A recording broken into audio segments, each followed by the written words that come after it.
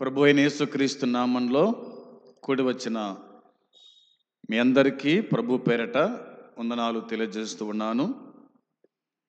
దేవుని మహాకృపను బట్టి గత దినాలలో ప్రకటన గ్రంథం మీద కొన్ని అంశాలు మనము ధ్యానం చేసుకుంటూ వచ్చినాం. ఒకటి 7 ముద్రల గురించి మాట్లాడుతూ వచ్చినాం. రెండవదిగా 7 బూరల గురించి మాట్లాడుతూ వచ్చినాం. మూడవదిగా 7 పాత్రల గురించి మాట్లాడుకుంటూ మనము వచ్చినాం. ఈ దినమున 20వ అధ్యాయము 4వ వచనం మీద కొంత ధ్యానం చేయాలని దేవుడిచ్చినటువంటి తలంపును బట్టి నేను మీ ముందుకు రావడము జరిగింది. ఈ 20వ అధ్యాయము 4వ వచనములో క్రీస్తు వెయ్యేండ్ల పాలన అనేటువంటి కొన్ని మాటలు అందులో కనిపిస్తాయి. ఆ విషయాలు నాకు తెలిసినంత మట్టుకు మీకు గుర్తు చేయాలని ఆశపడుతూ ఉన్నాను.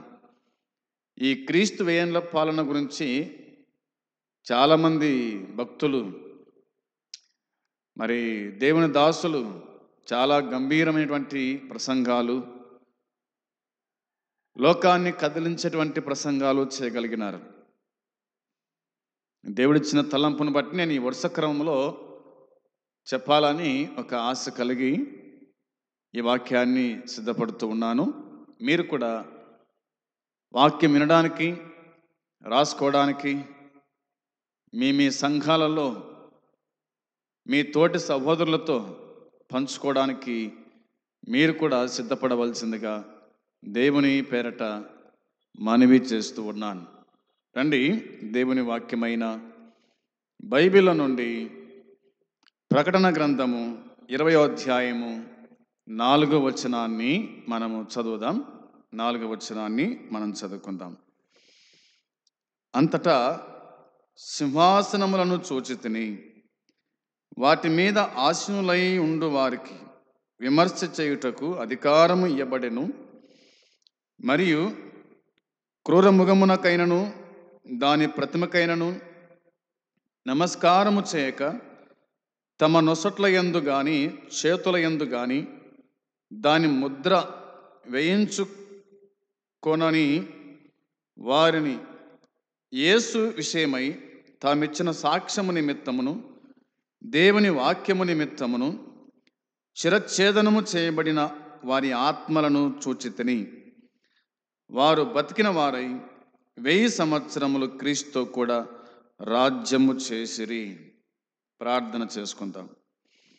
ప్రేమగల తండ్రి, పరిశుద్ధుడు అయిన దేవా, నీ పాదములకు వందనాలు, కృతజ్ఞతలు, స్తుతులు, స్తోత్రములు చెల్లించుచున్నాం. ఆకాశ మహాకాశములు పట్టజాలని పరలోకమందున్న దేవుడవు, మహిమలో ఉన్న దేవుడవు, సింహాసనాసీనుడవై ఉండి దూతల చేత, కెరూబుల చేత, శరాబుల చేత 24 పెద్దల మధ్యలో నిత్యము పరిశుద్ధుడు, పరిశుద్ధుడు, పరిశుద్ధుడు, పరిశుద్ధుడు, పరిశుద్ధుడని స్తుతించబడుతున్న దేవుడవు, ఆరాధించబడుతున్న దేవుడవు. నేటికిని మీరు స్తుతించబడుతున్నందుకై స్తోత్రాలు. మేము కూడా స్తుతించుటకు మాకిచ్చిన ఈ భాగ్యాన్ని బట్టి, సమయాన్ని బట్టి, సందర్భాన్ని బట్టి నిన్ను మేము జ్ఞాపకం చేసుకుంటూ ఉన్నాం. దేవా, క్రీస్తు వెయ్యేండ్ల పాలన అనేటువంటి ఈ అంశాన్ని మేము ప్రారంభం చేసుకుని ఉన్నాం. అది నీ తలంపును బట్టి నాయనా మీరే మాట్లాడండి.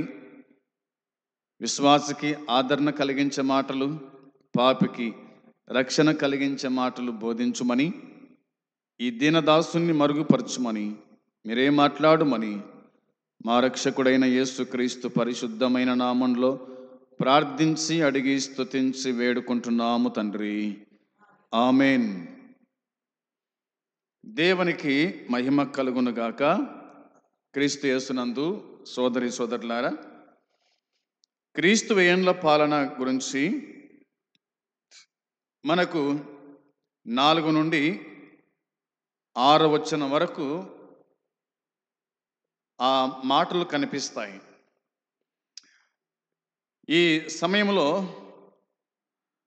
దేవుని వాక్యము నిమిత్తము, తామిచ్చిన సాక్ష్యము నిమిత్తము చిరచ్ఛేదనము చేయబడిన వారి ఆత్మలను చూచితిని అని వ్రాయబడింది. వారు బతికిన వారై 1000 సంవత్సరములు క్రీస్తు కూడా రాజ్యము చేసిరి. వారు బతికిన వారై క్రీస్తు కూడా రాజ్యము చేసిరి 1000 సంవత్సరాలు. చిరచ్ఛేదనము చేయబడిన వాళ్ళు, చంపబడిన వాళ్ళు,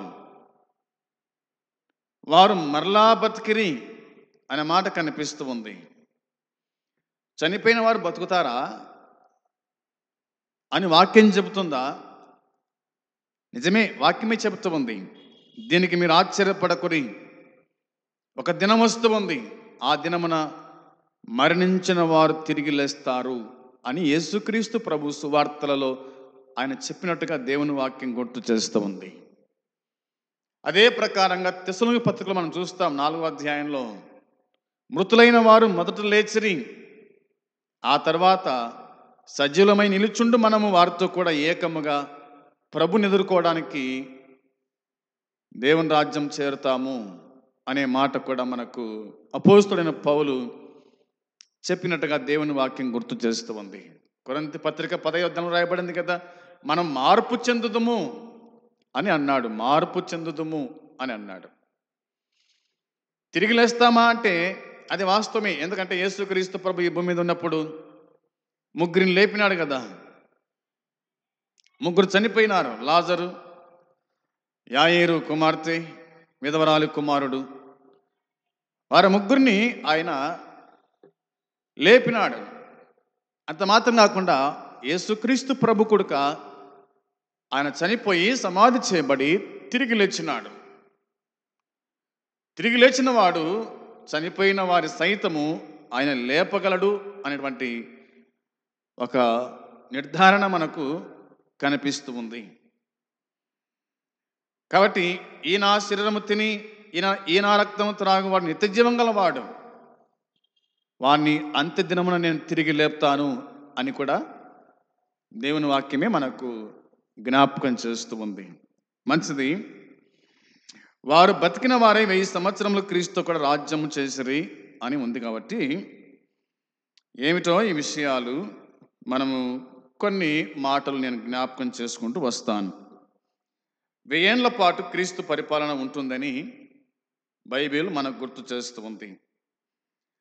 ఈ పరిపాలన లక్షణాలు మరి దాదాపుగా ఒక 10 విధాలుగా మనకు కనిపిస్తాయి. పరిపాలన విధానాలు ఒక 10 విషయాలు కనిపిస్తాయి. ఒక్కొక్కటిగా మనము క్లుప్తంగానే ధ్యానం చేసుకుంటా మనం వద్దాం. 1వదిగా దేవుని వాక్యం చెప్తున్న మాట ఏమిటంటే, పాత నిబంధనలోనే దీని గురించి ప్రవచనాలు ఉన్నాయని యెషయా ప్రవక్త తెలియచేసినట్టుగా దేవుని వాక్యం గుర్తు చేస్తూ ఉంది. ఇది 1వదిగా జ్ఞాపకం చేస్తాం మీకోసమై. చూడండి, యెషయా గ్రంథం 9వ అధ్యాయము 6వ వచనము చదవాలి. యెషయా గ్రంథం 9వ అధ్యాయము 6వ వచనాన్ని మనకు తెలిసిన వాక్య భాగమే, కొత్తేం కాదు, కానీ ఆ మాటలు మనం చదువుకుందాం. ఏలయనగా మనకు శిశువు పుట్టెను, మనకు కుమారుడు అనుగ్రహింపబడెను, ఆయన భుజం మీద రాజ్యభారముండును, ఆశ్చర్యకరుడు, ఆలోచనకర్త, బలవంతుడైన దేవుడు, నిత్యుడగు తండ్రి, సమాధానకర్తయగు అధిపతి అని అతనికి పేరు పెట్టబడును అని దేవుని వాక్యం గుర్తు చేస్తూ ఉంది.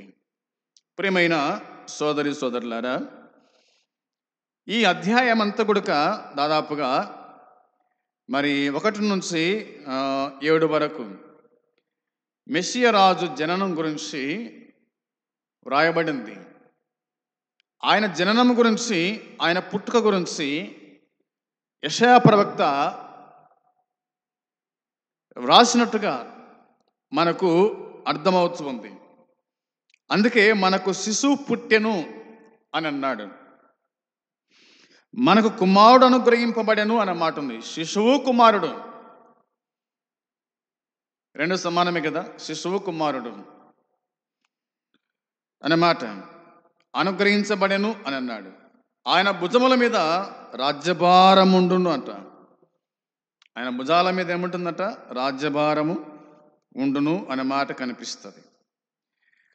ఆయన ఆశ్చర్యకరుడు, ఆలోచనకర్త, బలవంతుడైన దేవుడు, నిత్యుడగు తండ్రి, సమాధానకర్త, అధిపతి అని అతనికి పేరు.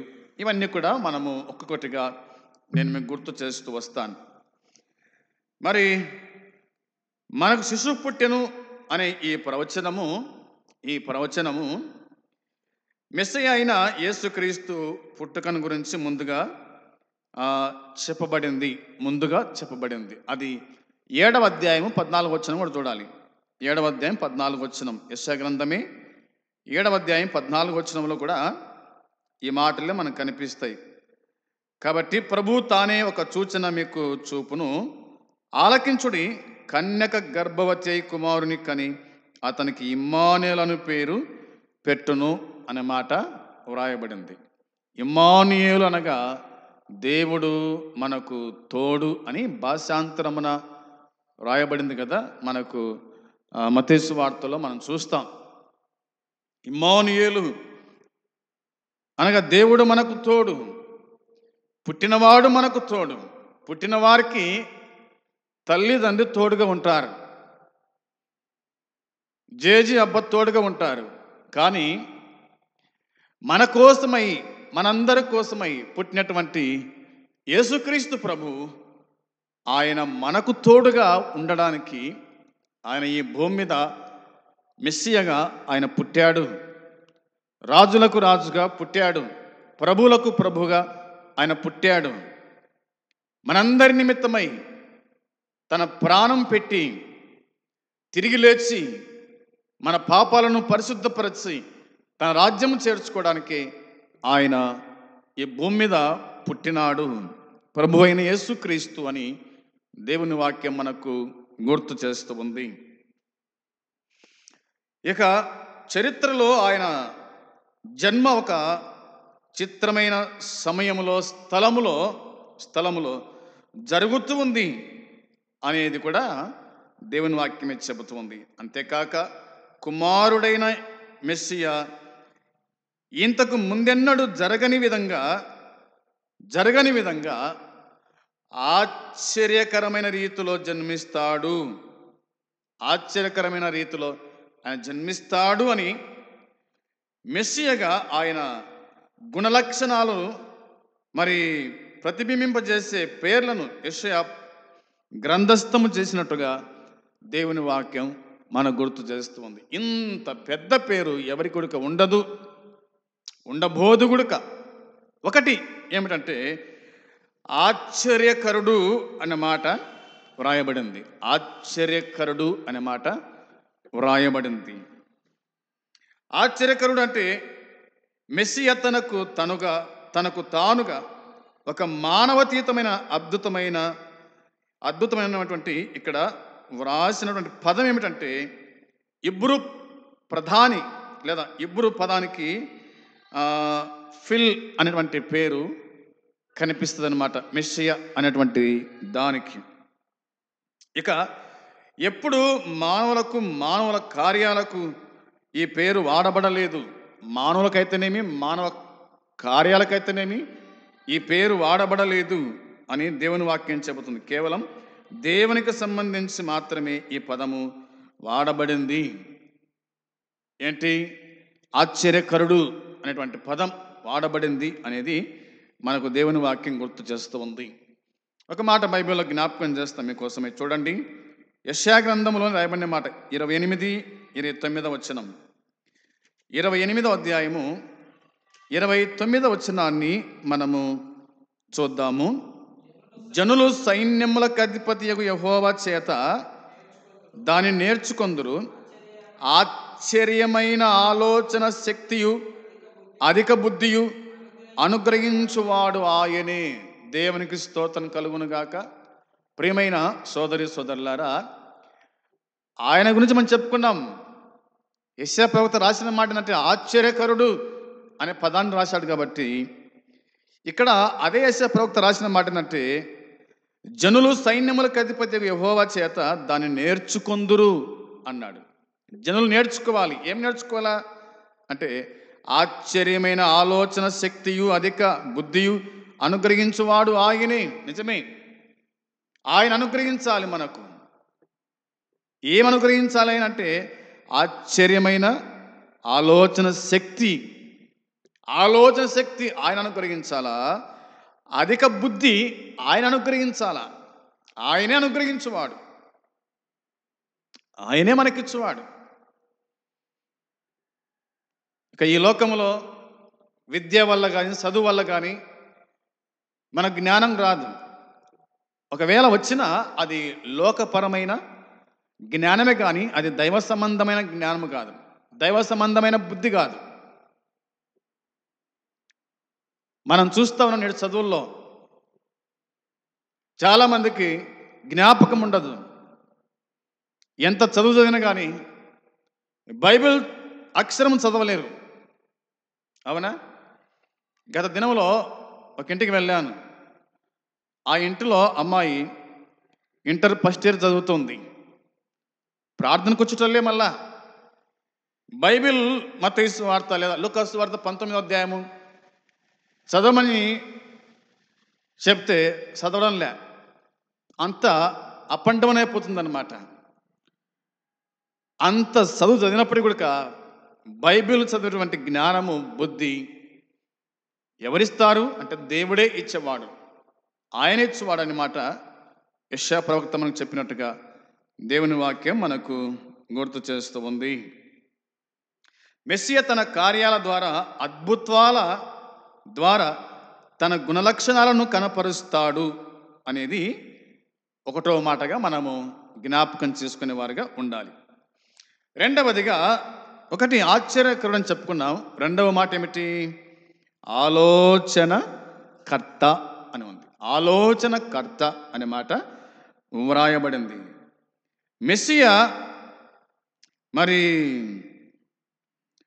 మూర్తి భావించినటువంటి పరిపూర్ణ జ్ఞానం ఆయనలో నిత్యజీవపు మాటలు ఉన్నాయి అని అన్నాడనమాట. ఆలోచనకర్త అంటే ఆయనలో నిత్యజీవపు మాటలు ఉన్నాయి. ఒక ఆలోచనకర్తగా ఆయన సంపూర్ణ రక్షణ ప్రణాళికను వెల్లడి చేస్తాడు అనేది కూడా దేవుని వాక్యం మనకు గుర్తు చేస్తూ ఉంది. ఆయన ఆలోచన కర్త అన్నది ఈ వాక్యం మనకు గుర్తు చేస్తూ ఉంది. ఈ మాట మనకు 11వ అధ్యాయం అంతా చదివితే మనకు అర్థమవుతుంది అనమాట. ఆయన మరి ఆలోచనకర్త అనే మాట. ఆయన ఆలోచించాడు, ఆయన జ్ఞానం ఆయన ఆలోచింపజేసింది. ఆయన ఆలోచించే కదా శూన్యములో ఈ భూమిని ఆయన ఏం చేశాడు? వేలాడదీసినాడంట. శూన్యములో భూమిని వేలాడదీసిన వాడు ఎవడున్నాడు ఈ భూమి మీద? బట్టలో నీళ్ళను మూట కట్టిన వాడు ఉన్నాడా? ఆకాశం పైన ఆకాశంలో సూర్యుడు చంద్రు నక్షత్రాలు,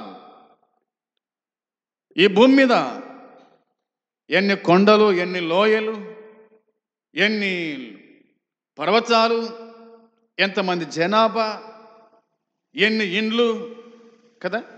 ఇవన్నీ భరించడానికి దేవుడు ఈ భూమిని శూన్యములో ఆయన వేలాడదీసినాడు. ఆయన ఆలోచనకర్త. మానవునికి ఏది అవసరమో అన్ని కూడా మొదటిగానే సిద్ధపాటు చేసినాడు. ఆ తర్వాతనే మానవుణ్ణి తయారు చేసినాడు. ఎంత ఆలోచనకర్తను చూడండి ఆయన. ఆయనకున్న జ్ఞానం మనకుందా? మన జ్ఞానం లోక జ్ఞానము, దేవుని దృష్టికి అది వెరితనము అనే దేవుని వాక్యం మనకు చెప్తుందన్నమాట. కాబట్టి ఆయన ఆలోచనకర్త అనే మాట మనకు దేవుని వాక్యం చెప్తూ ఉంది. ఇక మూడవ మాట చూసినప్పుడు వాక్యం చెప్తున్న మాట బలవంతుడైన దేవుడు అనే మాట రాయబడింది. ఎవడంట ఆయన? బలవంతుడైన దేవుడు. బలవంతుడైన దేవుడు అంటే దేవుని సర్వసంపూర్ణత శరీరాకారంగా మెస్సియాలో నివసించింది. శరీరాకారంగా మెస్సియాలో అది నివసించింది. ఈ లేఖన సత్యాలు గ్రహించినప్పుడు బైబిల్ చూడండి, కొలొస్సీ పత్రిక 2వ అధ్యాయము 9వ వచనం చూడాలి. కొలొస్సీ పత్రిక 2వ అధ్యాయము 9వ వచనము మనము చదవాలి. ఏలైనగా దేవత్వం యొక్క సర్వ పరిపూర్ణత శరీరముగా క్రీస్తునందు నివసించుచున్నది అని రాయబడింది. ఏం రాయబడింది ఇందులో?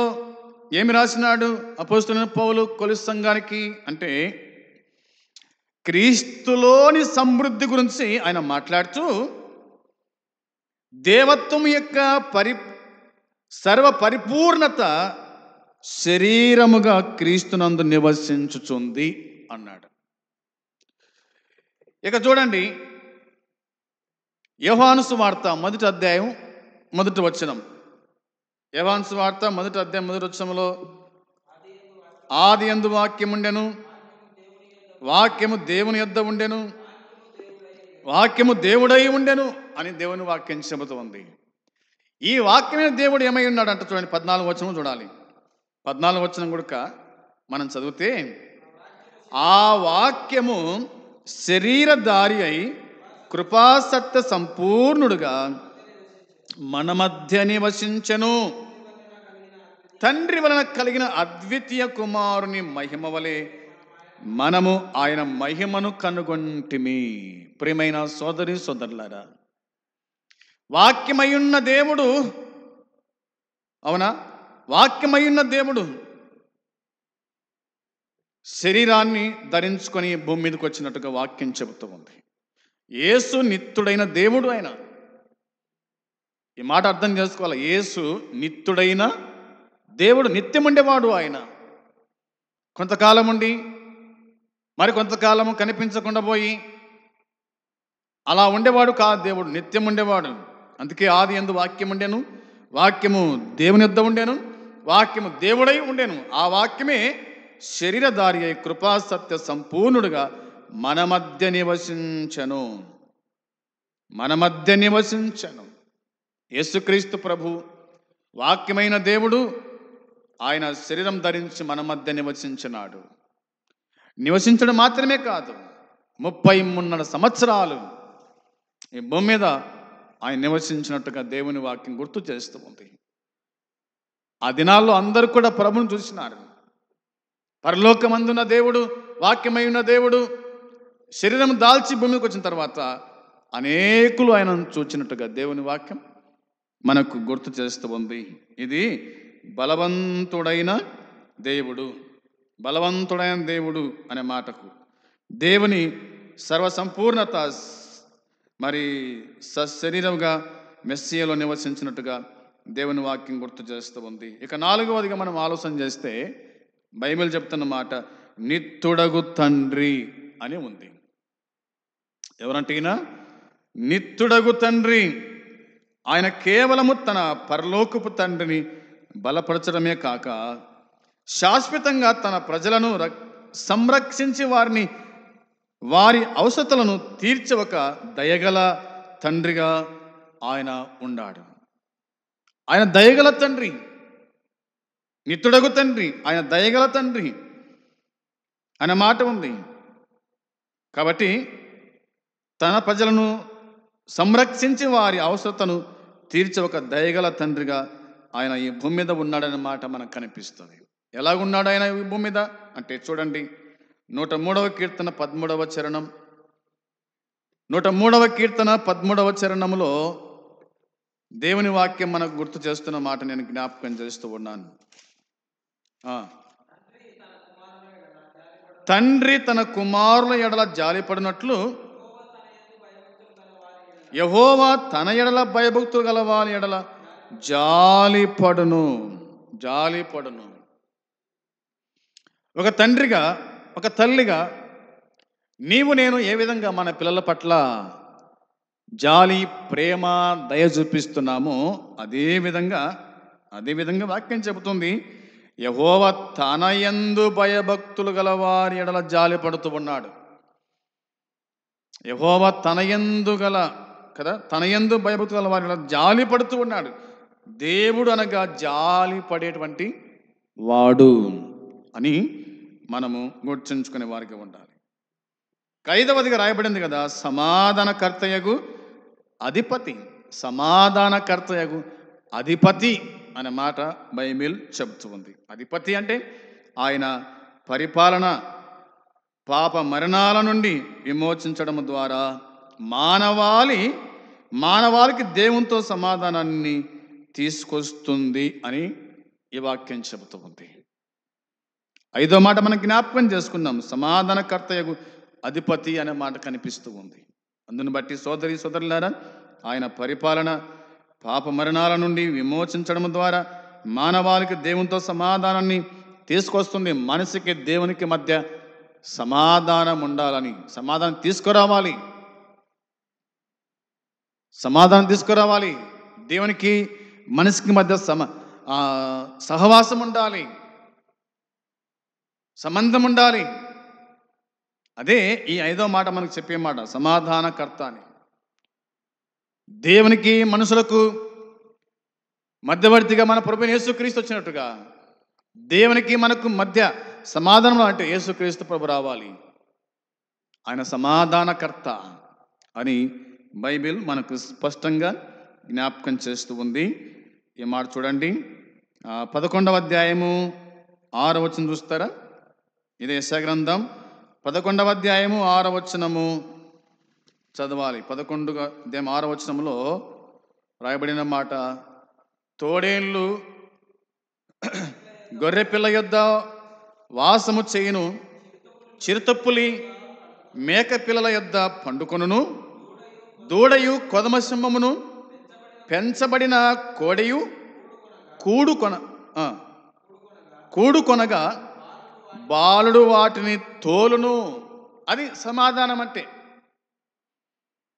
ఇప్పుడు చూడండి, మనం జ్ఞాపకం చేసుకుంటే కనుక, మరి తోడేళ్ళు గొర్రెపిల్ల యొద్ద వాసం చేస్తాయా?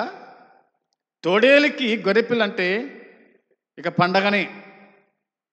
ఎప్పుడు దొరుకుతుందా, ఎప్పుడు తిందామా అని తోడేళ్ళు ఎదురు చూస్తూ ఉంటాయి. ఎప్పుడు మంద మీద పోయి పడదామా అని ఎదురు చూస్తూ ఉంటాయి. కానీ ప్రభు యొక్క రాకడలో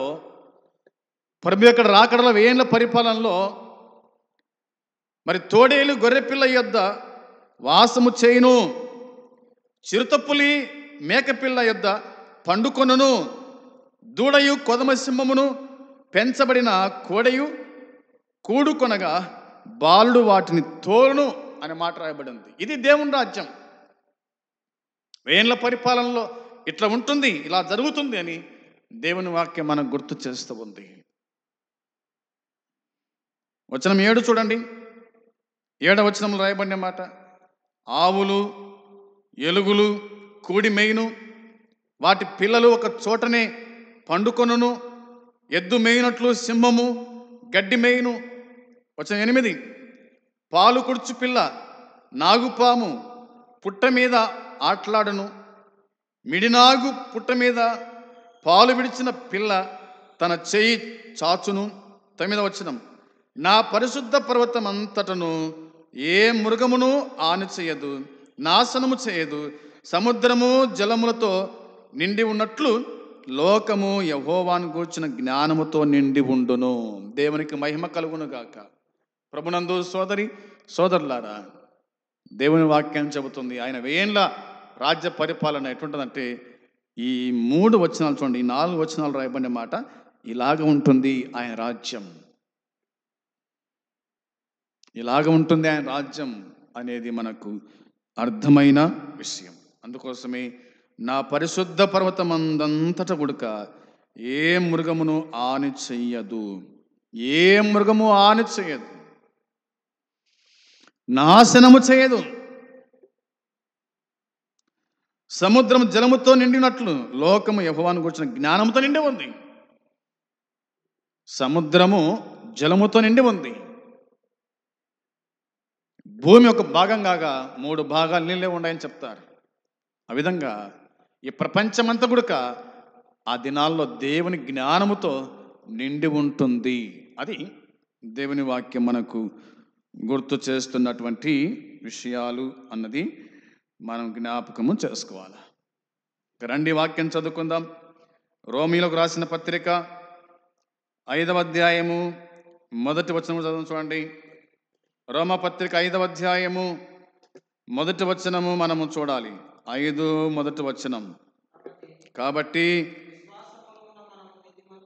విశ్వాసం మూలమున మనము నీతిమంతులముగా తీర్చబడి మన ప్రభు అయిన యేసుక్రీస్తు ద్వారా దేవునితో సమాధానము కలిగి ఉందాము. దేవునితో సమాధానము కలిగి ఉంటేనే క్రీస్తు 1000 ఏండ్ల పాలనలో మనము పాలు పంపులు పొందుతాం.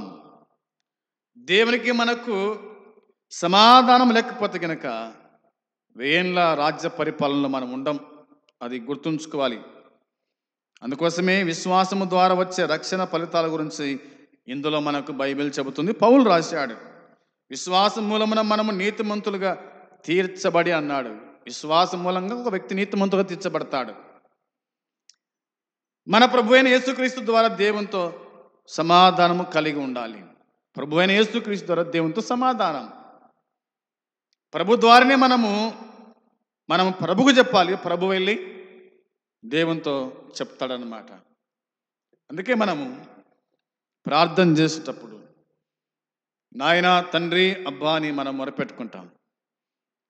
ప్రార్థన చివరిలో మా ప్రభు అయిన యేసుక్రీస్తు నామములో అడిగి వేడుకుంటున్నాం తండ్రి అని చెప్తాం. అంటే యేసుక్రీస్తు నామములో అడిగి వేడుకునుట, అడిగి పొందుట, ఇది దేవునితో సంబంధం, సరసంబంధం అనే మాట కనిపిస్తుంది. సంబంధం కలిగి ఉంటాం. అది దేవుని వాక్యం చెప్తున్నమాట. అయితే ఇదే రోమ పత్రికలోని రాయబడిన మాట 8వ అధ్యాయం 2వ వచనంలో 8వ అధ్యాయం 2వ వచనంలో మనము చూడగా బైబిల్ చెప్తున్న మాట, క్రీస్తు యేసునందు జీవమునిచ్చు ఆత్మ యొక్క నియమము పాప మరణముల నియమము నుండి నన్ను విడిపించను ఎట్టనగా ధర్మశాస్త్రము దేనిని చేయజాలకపోయినో దాని దేవుడు చేసెను అని మాట్లాడబడింది. ధర్మశాస్త్రము దేన్ని చేయజాలకపోయినో దాన్ని దేవుడు చేసినాడు. దేవుడు చేశాడు. ధర్మశాస్త్రము బాలశిక్షకుడు కాగా, అవునా, యేసుక్రీస్తునందు నిత్య జీవము. యేసుక్రీస్తు మనకు బోధకుడు.